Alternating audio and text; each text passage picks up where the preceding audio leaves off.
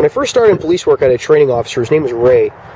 He told me a piece of philosophy that has really stayed with me throughout my entire career and has helped me train other people.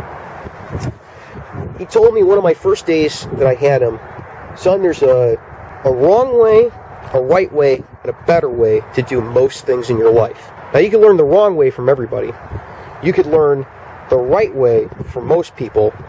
We're here to show you the better way. My example today of the right way, wrong way, and better way is when it comes to taking notes. The wrong way is to just use whatever business cards you can find, and whatever pen you can find, and take your notes in whatever color that you happen to find for free. And a lot of guys will do this. This is the wrong way to do it. You look like a putz when you do this. Also, not taking complete notes, just taking names and dates of birth. Problem with this is, try to inventory these when something turns into a homicide. You've got a mess.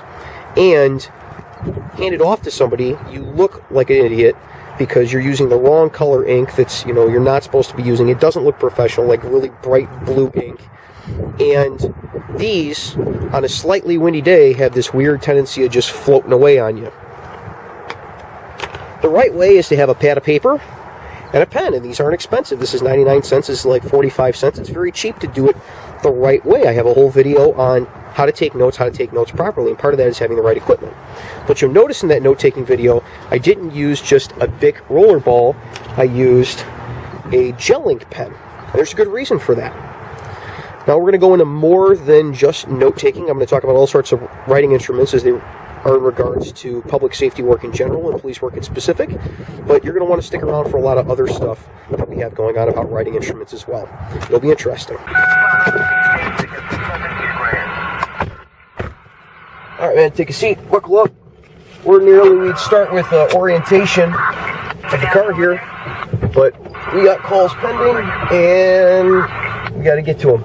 So, we're rolling. We're going to have to learn on the way. All right, today, when we're taking notes outdoors in the summertime, just about any pen will do. This is just standard Bic rollerball pen. You write, and it comes up.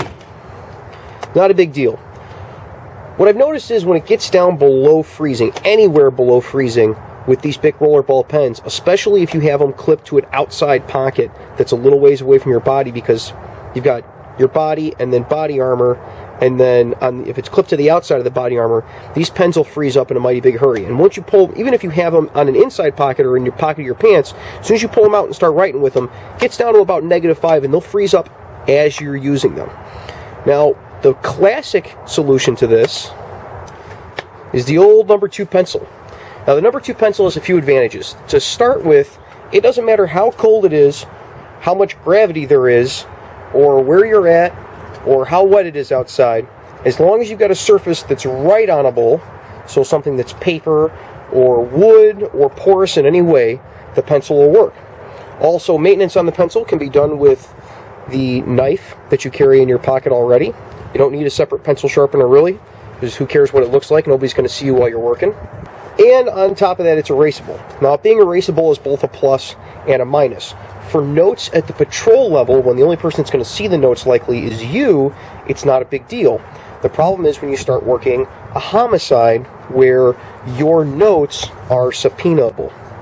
If you have subpoenaable notes, you're taking them on a legal pad, and they're going to be entered in as part of the official file. You really can't take them with pencil, because the whole idea of the notes being inventoried and subpoenaable is so that people can't change them, so you can't make things up on the fly as they go along with a bunch of other reasons. So, while the pencil is a good tool when it's really, really cold outside, let's say -30, and nothing else will work, and it's a pretty good, simple solution for patrol or security work where you're going to be outside and you're the only one that's going to see your notes, there is something that solves most of the problems with both of these, and that is your gel ink pens. So nobody thinks that I'm brand specific. There's 2 different types of gel ink pens. One is a Wexford. I actually prefer this one, even though it's cheaper. And the Pilot G2, which I don't like as much because the clip tends to break off on the pocket of my vest carrier. Now these gel ink pens, if you look up the MSDS sheets for them, that's the material safety data sheets for them, it lists that there is ethylene glycol in them. And ethylene glycol is used as an antifreeze. So when the companies came up with these pens, they actually put antifreeze in the ink to keep them from freezing up when it's cold outside. So you can use these till, I can't tell you when they're going to freeze because I've never had one freeze on me. Where I'm at, about the coldest that I've seen it get is about -15. So I can vouch for both of these brands, the G2 and the Wexford. I'm pretty sure they're probably all made in the same factory in China, and different names are end stamped on them. But I can vouch for both of them to about -10, -15. The -30 below guys, you Canucks up there who are working in the northern reaches of Canada, you might just be stuck with a pencil and having to warm the things, to put the thing in your hand when you have to write with a pen and breathe on it a little bit to warm it up. Or another thing that I've seen guys do is they put a hot hands in their pocket, and they'll have two pens, and they'll drop a pen in the pocket with the hot hands, and then pull it out and use it and put their other pen in and rotate the pens back and forth so that they can have a pen that's writing. The problem is then you get the kind of trail off as it freezes up, and then you have to put it in. So it doesn't look really professional, but what are you going to do? Sometimes there just isn't a solution for the problem. So these are pretty good in most environments. When it's really hot out, these work. When it gets really, really cold, down to about -10, -15, they'll still write. Your hands will probably freeze up before the pen will. Other problems that we deal with in regards to writing instruments for law enforcement include having to differentiate between the original of something and the copy of something. And one of the kind of little slightly under the table ways to differentiate between the two is when you have somebody sign, have them do it in blue ink. Sometimes this is a legal issue, sometimes it isn't. So I don't suggest doing it unless you know what it's a legal issue with and what it isn't a legal issue with. But if you can get away with it, you have people sign things in blue ink, and then there's no question what the original copy of it was. You look at the signature from your victim or from whoever you have to have sign it, and it's in blue ink, and you know that's the original. And then anything that you make a Xerox copy of it later, it's going to show up as black. It's an easy way to differentiate them. Whiteout is pretty important. Even out on the street, we still have documents. Up until very recently, the agency I work at was still doing missing person reports and motor vehicle collision reports on paper. And those are very long, fill-in-the-box reports with lots and lots of detail on them. If you get any one little thing wrong, you either have to correction fluid it and rewrite it in, or you have to rewrite the whole report. So correction fluid comes in very handy. Another issue that can come up, at least it does with training, is having to highlight things. I like keeping a highlighter around when I'm training people, because when they write a report and I need them to correct, I can highlight what it is I want them to correct and put a little arrow over to the side and kind of do the Socratic method of writing a question about what they stated and then have them rewrite it. And that way I'm not red penning the whole paper, which I think just kind of reminds people of school when they were a kid and puts it in the wrong context for them. And they can clearly see what it is they wrote. I don't accidentally run the pen through something that they wrote. I'm not underlining things. I can highlight it. It makes it very clear what the issues is. It also gives kind of a visual cue to the supervisors for training of how much of the report we're dealing with, where red underlining is kind of harder to see. When you highlight something on a sheet of paper, they can kind of get a percentage of how much of the report there's a problem with. So if we have a first draft of a report and 90% of the things highlighted, or even 50% of the things highlighted, the supervisor can look at that report and say, oh, we got some problems here, I should probably read more into it. If there's the first draft of a report with a new trainee and there's one sentence that's highlighted and a little arrow to the side and some question about it, and then the next copy it's fixed, they don't have to, unless they want to, read a lot further. I find it makes it a little easier. Sometimes making a good reputation for yourself, especially making a good impression with your supervisors and their supervisors, and sometimes with judges, is making other people's job easier. And believe it or not, people notice. Finally, we'll talk about kind of some administrative stuff. It's actually tools for patrol. And one is, I like to keep a fine point Sharpie marker on me, on my person when I'm at work. I have found since I started carrying this a couple of years ago that it comes in handy more often than I ever would have believed when I first stuck it in my pocket. I originally put this into my exterior vest cover in order to be able to mark evidence bags. Our system wasn't fantastic at the time. We were still using a paper system at work, and when I went to go try to find my evidence, all the bags looked pretty much identical. And I like to write the inventory number on the bag very large, a couple inches tall. So then if I knew I was looking for my evidence, all I'd have to do is look at which one had the big magic marker inventory number on it and then find the right inventory number. Again, it also makes it easier for the custodian of records and the custodian of the property, because when they're looking for the number, they're looking at a number that's little tiny on a little evidence tag, and if they see the big inventory number written across the side, I like to think that helps them out, again, with making a good impression on people about yourself.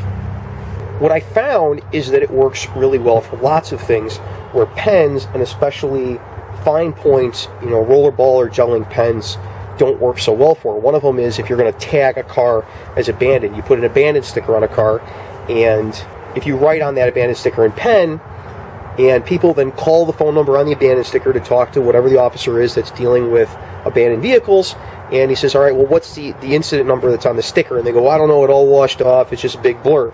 Well, if you do it in Sharpie marker, all the information that you put on there, your star number, the inventory number, all of that is going to be pretty visible until that big orange tag on their window starts to flake away with the rain. So if it's somebody that's actually going to call and remove their car, they're going to have all the info they need to take care of the issue so their car doesn't get towed, which saves them a lot of money and another officer, or possibly you, a lot of issues of having to come out and tow the car later. Lots of things you can do with a fine point Sharpie marker. Finally, I started carrying around the Sharpie Magnum a couple of years ago, and surprisingly to myself, I didn't find as much use for the Sharpie Magnum. I started carrying it around when abandoned houses really started becoming a thing. When the housing market took a downturn, we started getting a lot of abandoned houses. And when houses go abandoned and a bank takes care of them, the first thing the bank wants to do after the first time the house is broken into or a window's broken is they just come out and they board the whole thing up. Well, they don't make it look pretty, and they don't care if the address falls off the front of the house, or the board covers the address, or you can't tell what the location is. And so I started carrying the big Sharpie Magnum in order to be able to mark abandoned houses. So I could go up to it and write, 639 on the outside. I probably need a new one. This one's starting to go dead. 639 whatever on the outside of the house. And then the next cop who came by would be looking for the address on the house, and in big numbers and letters on the big white board that they screwed over the door is going to be in big black marker, the address of the house, which makes it a lot easier when you're looking to stop at the address where there's an alarm call or something where you don't want to park directly out front. Well, I hope this helps you guys out. Guys showed interest in it when I did the duty belt and associated equipment video. I mentioned about gel ink pens, and hopefully this gives you something to think about. I know a lot of this stuff, people say, oh, well, it's expensive. I mean, these are $1 a piece, the Pilot G2s. But if you look around, you can get a lot of this a lot cheaper. I mean, these are 45 cents a piece, these Wexford ones. At 45 cents a piece, yeah, it's double the price of a Bic pen. But I'll use one of these for 3 or 4 months where, this ends up going the way of the dodo bird in a couple of weeks. So I find that it kind of evens out. I've had this Magnum for 2 years, and you can see it's finally starting to die out on me. I just did buy this Sharpie marker, but the last one that I bought was ages ago. You only use it, you're not drawing pictures with it, you're just using it to mark things. They tend to last quite a while. Pencils are really cheap. I don't see any reason why not to carry a pencil, and if you play your cards right, you can find pencils in the boss's desk. So I hope that helps everybody out. Think about it. Don't just throw a Bic pen in your pocket and figure it's good enough. There's a right way, a wrong way, and a better way to do everything.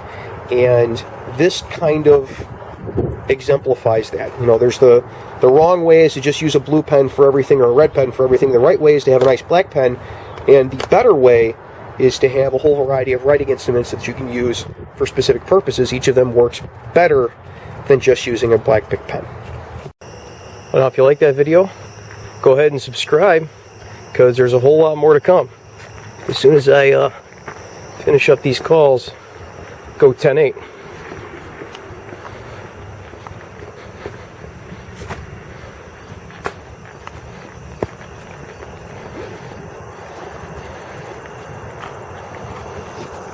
County 291. 291.